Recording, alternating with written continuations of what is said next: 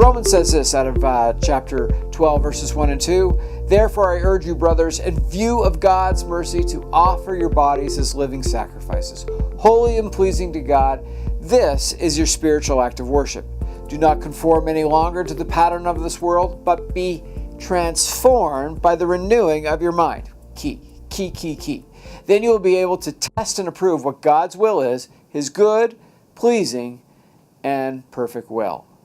You know, folks, one of the keys to staying fresh is this. We have to live with a learning mentality. So oftentimes, we'll come across a verse and we've read it before, maybe we've read it 10 times, and we think to ourselves, oh, I've heard that, and I know everything there is. Or the pastor will get up and he'll begin to speak on something and go, oh, I know everything there is to know about this subject.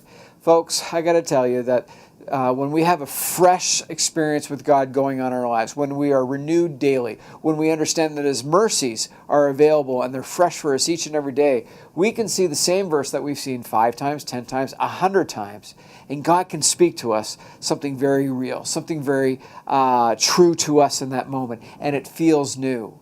And so I've just learned that if I'm coming across a verse similar to the one we just read, I know Romans 12, 1 and 2 by heart. I quote it oftentimes. I see things in there, and today I saw that word transformed. And that idea of being transformed, there's vitality in that. There's freshness in that. And I need to have a learning mentality. Secondly, we need to discipline our minds to regularly change our routine. In other words, we get stuck in ruts. We go about our daily thing, and so many times we struggle in certain things when we want to move forward with God. I'll give you an example. Many people want to pray, but they sit down and they go to pray and they can't quiet their mind. They're thinking about everything else but prayer. They're thinking about what's coming up in the day, or what's wrong with little Johnny, or what's going on with Sister Susie, or they're worried about things at work and everything else. And there's no prayer, there's just worry.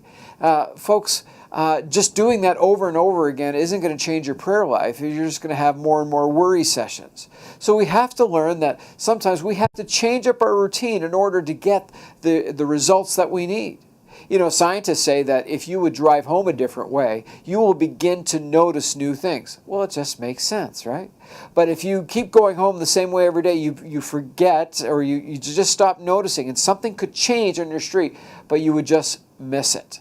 Folks, I'm telling you that sometimes in our spiritual development, we just need to change it up a little bit. So if you can never focus in prayer, then perhaps you should get down on your knees and pray. Or if your mind's going, maybe you need to walk around and verbalize a little bit. And this will help to create some spontaneity and some freshness in your spiritual soul. And thirdly, we need to expect miracles in our daily lives.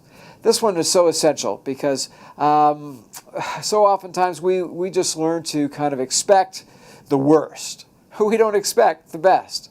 But if we're in a relationship with Jesus Christ, who says that I've come to give you life and give it to you in abundance, then we should expect miracles. We should expect His provision. We should expect His pushing into our lives and helping us in our time of need, and so on and so forth.